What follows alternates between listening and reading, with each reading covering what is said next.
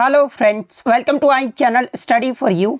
सो guys, जैसा कि आज जो आपका एसएससी सीएचएसएल का 9 मार्च के थर्ड शिफ्ट का एग्ज़ाम हो गया है दोस्तों, जिसका जो है मैं आपको बिल्कुल 100% एक्यूरेट आंसर के साथ जो है इस वीडियो में बताऊंगा। तो देख लेते हैं कि किस प्रकार के जो है आज आपके 9 मार्च के थर्ड शिफ्ट के एग्ज़ाम में जो है प्रश्न पूछे गए हैं। उससे पहले एक बात और दोस्तों, कि जिन्होंने भी अगर चैनल को सब्सक्राइब नहीं किया है तो एसएससी सीएचएसएल एग्ज़ाम से रिलेटेड पल पल की अपडेट के लिए जो है चैनल को सब्सक्राइब ज़रूर कर दीजिएगा। और बगल में ही आपको एक बेल आइकन यानी घंटे का निशान भी दिख रहा होगा, तो आप उसे भी जो है ज़रूर प्रेस कर दीजिएगा।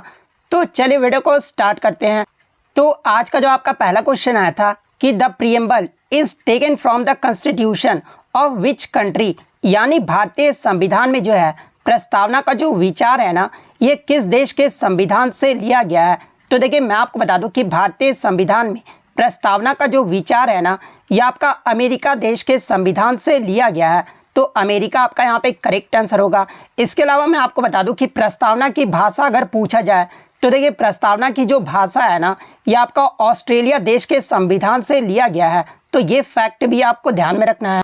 इसके अलावा बात कर ले संयुक्त राज्य अमेरिका से और कौन कौन से मुख्य स्रोत लिए गए हैं, जैसे कि आपका मौलिक अधिकार, न्यायिक पुनरावलोकन, संविधान की सर्वोच्चता, न्यायपालिका की स्वतंत्रता, निर्वाचित राष्ट्रपति एवं उस पर महाभियोग की जो प्रक्रिया है, उपराष्ट्रपति, उच्चतम एवं उच्च न्यायालय के न्यायाधीशों को हटाने की जो विधि है, इसके अलावा वित्तीय आपातकाल और न्यायपालिका की स्वतंत्रता, ये सभी जो मुख्य स्रोत है ना, ये आपके संयुक्त राज्य अमेरिका देश के संविधान से लिया गया है।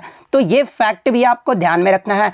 नेक्स्ट क्वेश्चन आपका यहाँ पर आया था कि where will the ODI world cup 2023 be held, यानी वनडे वर्ल्ड कप 2023 ये जो है कहाँ पर आयोजित किया जाएगा। तो देखिए, मैं आपको बता दूं कि 2023 का जो आपका क्रिकेट का जो विश्व कप है ना, ये आपका भारत में आयोजित किया जाएगा। तो भारत आपका यहाँ पे करेक्ट आंसर होगा। इसके अलावा मैं आपको बता दूं कि 2023 में जो आपका आईसीसी वुमेन्स जो T20 विश्व कप हुआ था ना, ये आपका कहाँ पर आयोजित किया गया था। तो देखिए, 2023 का आईसीसी T20 विश्व कप महिला का जो क्रिकेट विश्व कप है, ये आपका साउथ अफ्रीका में जो है आयोजित किया गया था। और इसके विजेता टीम कौन रही है, तो देखिए, अगर विजेता की बात कर ले तो ये आपका ऑस्ट्रेलिया देश जो है वो विजेता रहा है। वहीं अगर उप विजेता की बात कर ले तो देखिए, उप विजेता जो टीम है ना, वो आपका साउथ अफ्रीका की टीम रही है। तो ये फैक्ट भी आपको ध्यान में रखना है। इसके अलावा बात कर ले 2022 में जो आपका पुरुष T20 विश्व कप हुआ था, ये जो है कहां पर आयोजित किया गया था। तो देखिए, 2022 का जो पुरुष T20 विश्व कप है, ये आपका ऑस्ट्रेलिया देश में जो है आपका आयोजित किया गया था। जिसके विजेता टीम की बात कर ले तो देखिए, इसका जो विजेता टीम रहा वो आपका इंग्लैंड देश रहा है। वहीं अगर उप विजेता की बात कर ले तो उप विजेता जो है ये आपका पाकिस्तान देश रहा है। इसके अलावा मैं आपको ये भी बता दूं कि इससे पहले भी जो है भारत ने आपका जो है विश्व कप क्रिकेट विश्व कप जो है आयोजित किया था, जो कि आपका 2011 में जो है आयोजित किया गया था। लेकिन 2011 में जो है 3 देशों में आपका आयोजित किया गया था। और वो 3 देश कौन कौन से थे, तो एक तो आपका भारत में आयोजित किया गया था, इसके अलावा एक आपका श्रीलंका में आयोजित किया गया था, और एक आपका जो है बांग्लादेश देश में आयोजित किया गया था। तो ये 3 देशों में जो है संयुक्त रूप से 2011 का जो विश्व कप हुआ था वो आयोजित किया गया था। और 2011 का विश्व कप कौन जीता था, तो यह हमारा भारत देश जीता था। तो ये फैक्ट भी आपको ध्यान में रखना है। नेक्स्ट क्वेश्चन आपका यहाँ पर आता है कि 42वें संविधान संशोधन के तहत प्रस्तावना में जो है कौन सा शब्द जो वो नहीं जोड़ा गया था। तो देखिए, मैं आपको बता दूं कि 42वां जो संविधान संशोधन हुआ था ना, ये आपका 1976 में हुआ था। और देखिए, इस अधिनियम के तहत संविधान की प्रस्तावना में जो है आपके 3 नए शब्दों को जो है वो जोड़ा गया था। और वो 3 नए शब्द कौन कौन से थे, तो पहला आपका समाजवादी था, सेकंड आपका धर्मनिरपेक्ष था, और थर्ड जो था वो आपका अखंडता था। तो ये 3 तो ऑप्शन में दिया गया था। इसके अलावा जो चौथा ऑप्शन दिया गया होगा ना, वही आपका करेक्ट आंसर होगा। इसके अलावा मैं आपको बता दूं कि 42वें संविधान संशोधन के तहत ही जो है नागरिकों के लिए एक नए भाग 4 क और अनुच्छेद 51 क के अंतर्गत जो है सरदार स्वर्ण सिंह समिति के सिफारिश पर 10 मौलिक कर्तव्य को जो है वो जोड़ा गया था। और 2002 में जो है 86वें संविधान संशोधन के द्वारा जो है आपका 11वां जो मौलिक कर्तव्य वो जोड़ा गया था। वर्तमान में अगर मौलिक कर्तव्यों की संख्या पूछी जाए तो वर्तमान में जो आपका मौलिक कर्तव्य है वो आपका 11 मौलिक कर्तव्य है। इसके अलावा एग्जाम में एक प्रश्न और पूछा जाता है कि जब 42वां संविधान संशोधन हुआ था 1976 में, उस समय जो है भारत के प्रधानमंत्री कौन थी? तो देखिए उस समय जो भारत की प्रधानमंत्री थी ना, वो इंदिरा गांधी थी। तो ये फैक्ट भी आपको ध्यान में रखना है। नेक्स्ट क्वेश्चन आपका यहाँ पर आता है कि लिंगराज मंदिर ये जो है किस राज्य में स्थित है? तो देखिए अगर लिंगराज मंदिर की बात कर ले तो ये आपका उड़ीसा प्रांत की राजधानी भुवनेश्वर में स्थित है।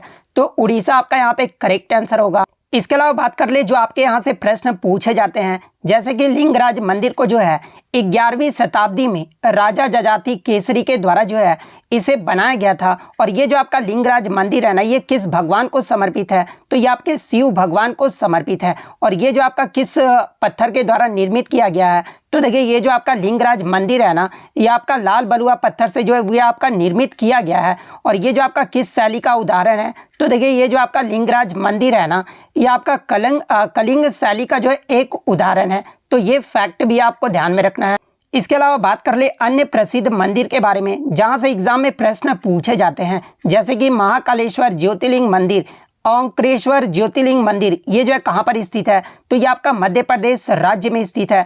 ब्रह्मेश्वर मंदिर, जगन्नाथ मंदिर, लिंगराज मंदिर और कोणार्क का जो सूर्य मंदिर है ये आपका उड़ीसा राज्य में स्थित है। सोमनाथ ज्योतिर्लिंग मंदिर और मानतंड सूर्य मंदिर ये जो आपका गुजरात राज्य में स्थित है। बृहदेश्वर मंदिर, रंगनाथ स्वामी मंदिर और मीनाक्षी अम्मन मंदिर ये जो मंदिर है ना, ये आपके तमिलनाडु राज्य में स्थित है। तो ये फैक्ट भी आपको ध्यान में रखना है।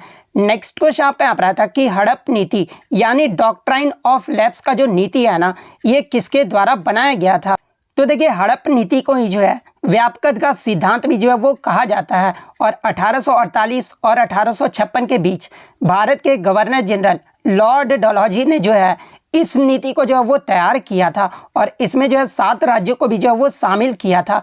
तो लॉर्ड डलहौजी आपका यहाँ पे करेक्ट आंसर होगा।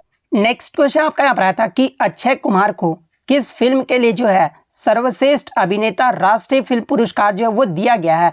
तो देखिए मैं आपको बता दूं कि 2016 में रुस्तम फिल्म में उनके प्रदर्शन के लिए जो है सर्वश्रेष्ठ अभिनेता का राष्ट्रीय फिल्म पुरस्कार जो है वो दिया गया है। तो रुस्तम आपका यहाँ पे करेक्ट आंसर होगा।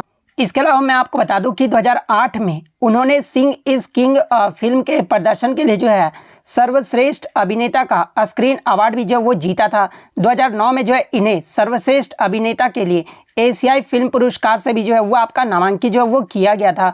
इसके अलावा 2008, 2011 और 2013 में उन्होंने जो है stock of the year male के लिए जो है स्टार डस्ट का भी जो अवार्ड है वो जीता है।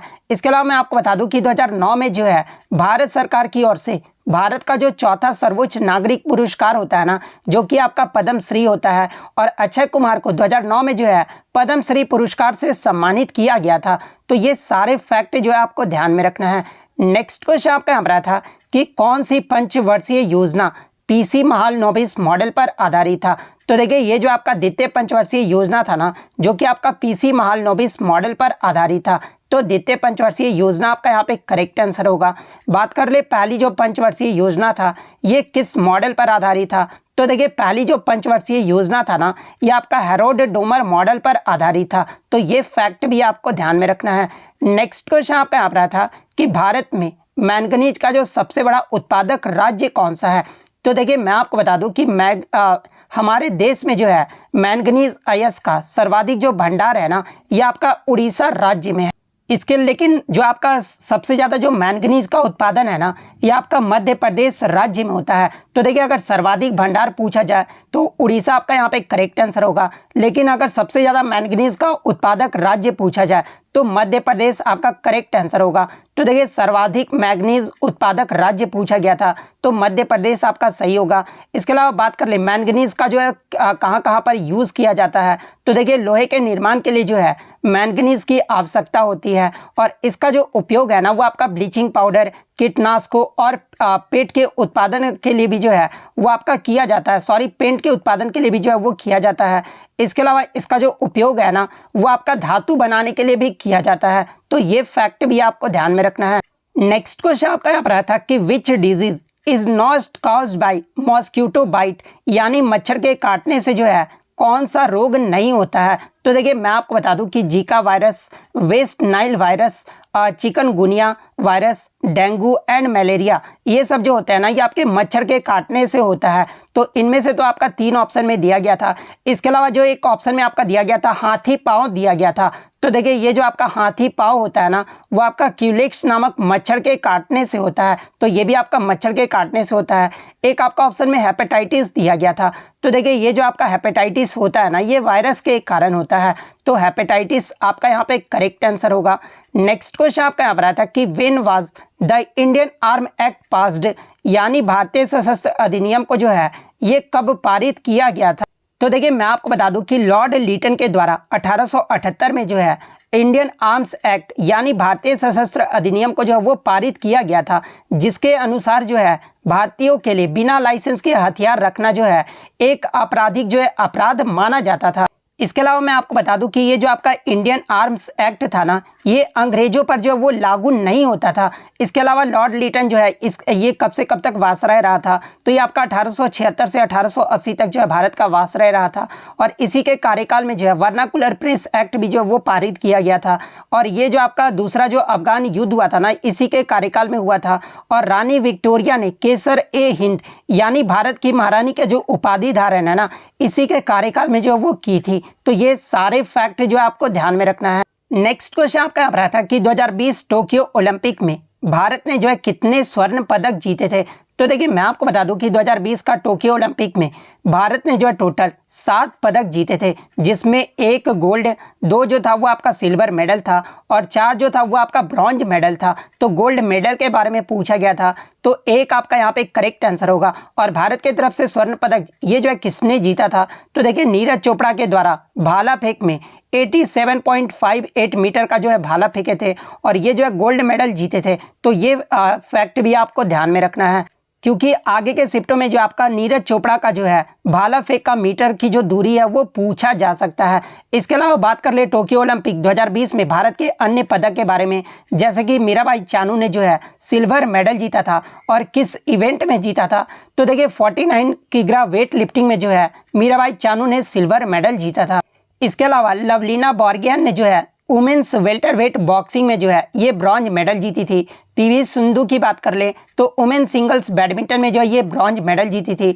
रवि कुमार दहिया जो है ये आपके मेंस फ्री स्टाइल 57 किग्रा में जो है ये आपके सिल्वर मेडल जीते थे। वहीं अगर भारतीय हॉकी टीम की बात कर ले तो ये आपका ब्रॉन्ज मेडल जो है भारतीय हॉकी टीम ने जीता था। और बजरंग पूनिया ने जो है मेंस 65 किग्रा रेसलिंग में जो है ये ब्रॉन्ज मेडल जीते थे। तो ये फैक्ट भी आपको ध्यान में रखना है। और भारत कौन से पायदान पे रहा था, तो देखिए भारत जो इसमें 48वें पायदान पे रहा था। नेक्स्ट क्वेश्चन आपका यहाँ पर आया था कि महानदी जो बेसिन है ना, ये किस राज्य से नहीं गुजरता है। तो देखिए महानदी बेसिन की बात कर ले तो ये आपका छत्तीसगढ़, उड़ीसा, बिहार और महाराष्ट्र राज्यों से होकर गुजरता है। और महानदी जो है ना, ये आपका छत्तीसगढ़ के रायपुर जिले से निकलता है और बंगाल की खाड़ी में जो है ये आपका गिर जाता है। तो इसमें जो आपका 3 तो ऑप्शन में दिया गया था, चौथा जो ऑप्शन था वो आपका झारखंड राज्य दिया गया था। तो देखिए ये जो आपका महानदी बेसिन है ना, ये झारखंड राज्य से नहीं गुजरता है। तो झारखंड आपका यहाँ पे करेक्ट आंसर होगा। नेक्स्ट क्वेश्चन आपका यहाँ पर आता है कि इनमें से किस भारतीय भाला फेंक खिलाड़ी को जो है डोपिंग के लिए 2025 तक जो है वो आपका निलंबित कर दिया गया है। तो देखिए मैं आपको बता दूं कि भारतीय जेवलिन थ्रोवर और टोक्यो ओलंपिक शिवपाल सिंह को जो है डोपिंग उल्लंघन के कारण अक्टूबर 2025 तक जो वो आपका निलंबित कर दिया गया है। तो शिवपाल सिंह आपका यहाँ पे करेक्ट आंसर होगा। नेक्स्ट क्वेश्चन आपका यहाँ पर आता है कि MS वर्ड 2010 में फाइल को सेव करने का जो है शॉर्टकट की पूछा गया था। तो देखिए MS वर्ड 2010 में फाइल को सेव करने का जो शॉर्टकट की होता है ना, वो आपका Ctrl+S होता है। तो Ctrl+S आपका करेक्ट आंसर होगा। नेक्स्ट क्वेश्चन आपका यहाँ पर आया था कि which of the following are separated by a 10 degree channel, यानी निम्नलिखित में से जो है किसे 10 डिग्री चैनल के द्वारा जो है अलग किया जाता है। तो देखिए ये जो आपका 10 डिग्री चैनल है ना, ये अंडमान व निकोबार द्वीप समूह को जो है अलग करता है। तो अंडमान और निकोबार द्वीप समूह आपका करेक्ट आंसर होगा। बात कर ले 9 डिग्री चैनल के बारे में, तो देखिए ये जो आपका 9 डिग्री चैनल है ना, ये आपका मिनिकॉय द्वीप को मुख्य लक्ष्य द्वीप समूह से जो है वो आपका अलग करता है। इसके अलावा 8 डिग्री चैनल के बारे में पूछा जाए तो ये आपका मिनिकॉय और मालदीव के द्वीपों को जो है ये आपका अलग करता है। हडसन जल संधि की बात कर ले तो देखिए हडसन जल संधि जो है ये आपका हडसन की खाड़ी और अटलांटिक महासागर को जो है ये आपका अलग करता है। पाक जल संधि की बात कर ले तो देखिए पाक जल संधि जो है ये पाक खाड़ी और बंगाल की खाड़ी को जो है ये आपका अलग करता है। डंकन पैसेज की बात कर ले तो देखिए डंकन पैसेज ये जो आपका रटलैंड द्वीप जो कि आपका ग्रेट अंडमान का एक हिस्सा है और लिटिल अंडमान को जो है ये आपका अलग करता है। तो ये सारे फैक्ट जो है आपको ध्यान में रखना है। तो इतने सारे क्वेश्चन जो है आज मुझे बच्चों के द्वारा मिले हैं जो कि 100% रियल और ऑथेंटिक है। तो अगर वीडियो अच्छी लगी हो तो वीडियो को जो है लाइक ज़रूर कर दीजिएगा और इसी तरह एसएससी के किसी भी एग्जाम का रियल एनालिसिस पाने के लिए जो है चैनल को सब्सक्राइब ज़रूर कर दीजिएगा। तो मिलते हैं नेक्स्ट वीडियो में, तब तक thank you, all the best.